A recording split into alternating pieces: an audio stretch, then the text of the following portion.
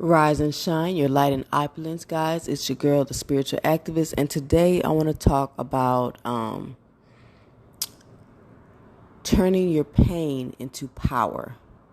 So when you look and you really get to a point in your life where you realize that all you are is a spirit, a soul, a child of God, love and light, these foundations of self, and that you really are nothing else. All of the roles and responsibilities and the challenges that you face, whether physical, mental, emotional, or spiritual, are all part of the plan for you, are all part of the challenges God has chosen you to transcend and heal through and learn from, to elevate this collective mind.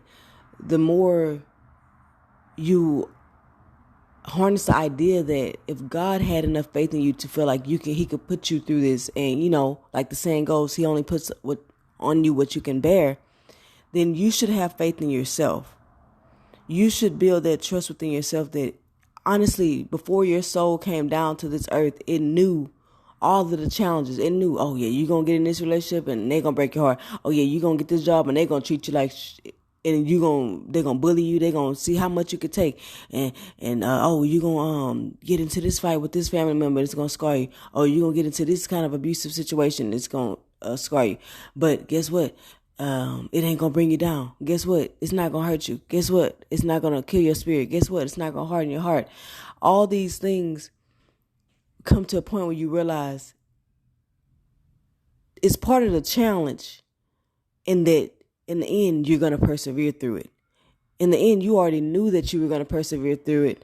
And the reason I reflected on this too, and I know this, is because I always say, if I could survive the transitioning of my son at 40 weeks with no complications at all, no foreseeing of this at all. Yes, did I lose my way a bit? Yes, I did. That's a whole nother video. But my heart, look at me now. Like, my heart is not hardened. My spirit is still going. My soul knew that. God knew that I was going to be able to get through this situation. God knew that it was only going to make you stronger. As Black people, the resilience we have, even though we are not our color, we chose to be the quote unquote Black man in America. We chose our souls. God chose us to be these identities and these labels that would come with worldly, worldly stigmas and challenges that we could not stop. This world is filled with negativity. This world is filled with ignorances. This world is filled with agendas that keep us in a forgotten state of who we are. But it's our job, and if anyone can handle it, we can. Because of the way this world is set up, being at the bottom of the totem pole in itself is a testament to how strong and resilient of a people we are, how much of a challenge our souls are, how competitive in our minds and in our spirit we are. The fact that we knew before we came down here, oh, I can handle this challenge. Oh yeah, give me this, and this. As much as our human selves hate it and get frustrated sometimes, and we're human, so it's like, and sometimes we're like, dang, God, can I have a break?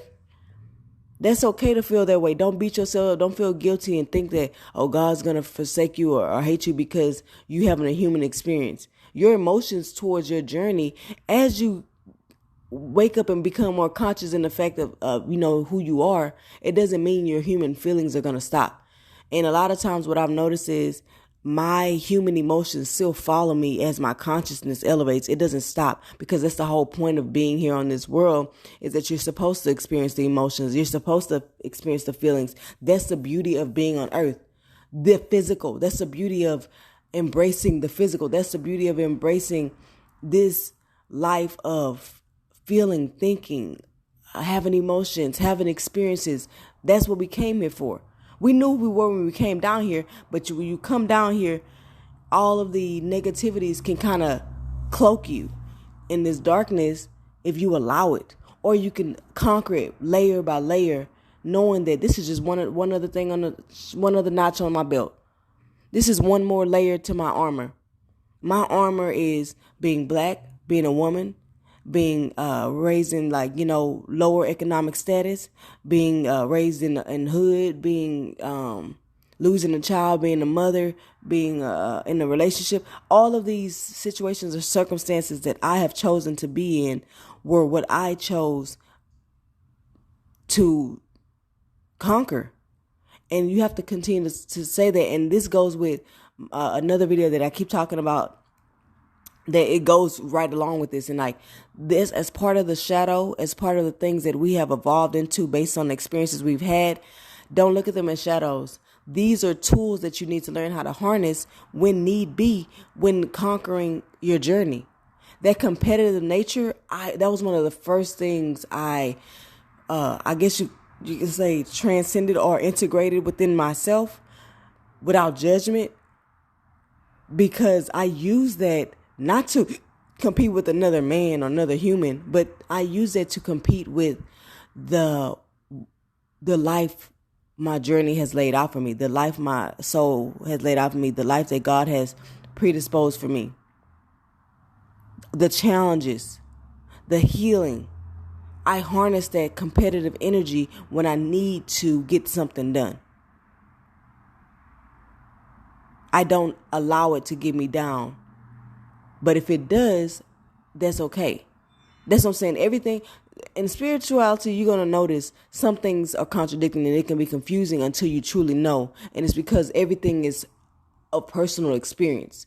So there is a such thing as multiple truths. It's true to not let something get you down, but it's also true to allow yourself to feel the feelings. It's about knowing how to balance it and find that happy medium. It's a science to it, in a sense. Like, it's something that's just, you have to have a little bit of a deep understanding to know what I mean. And I just want to just put that disclaimer, explain myself, because when I first started my journey, I used to think these teachers are so contradicting. I'm so confused. What are they talking about? That don't even make sense. First you tell me to do this, then you tell me to do that. Nigga, what you want me to do? And so I want to kind of clear that up as you're listening to me, because we may be on different levels of consciousness. It don't mean I'm better. I'm going to put that disclaimer out there right there too. I don't think I'm better than anyone. There is no hierarchy on this world. These are misconceptions that separate us and fall into the agenda of divide and conquer. Don't get lost in the game of, how can I say, the flaws of the human, of the flesh. You know what I'm saying? Don't get lost in the flaws of the flesh. You're supposed to conquer through it. You're supposed to shine your light so much that you can't get lost in the darkness. You turn on the flashlight in the woods at night, you can see. Even if it's pitch dark, it's nothing around, you can see enough to get by. Sometimes you have to see enough just to get by. You may not be beaming it through and turning it to daytime, but you getting through that phase of your life, through the woods. Once you've gotten through the woods and it's clear, or if you walking all day and then it turns to morning, you no longer need that to do that. You've made it through that transitional phase. I like to use the analogy a lot, or I'm not sure, analogy, metaphor, one of those, of the car a lot, because I feel like it makes such sense to me.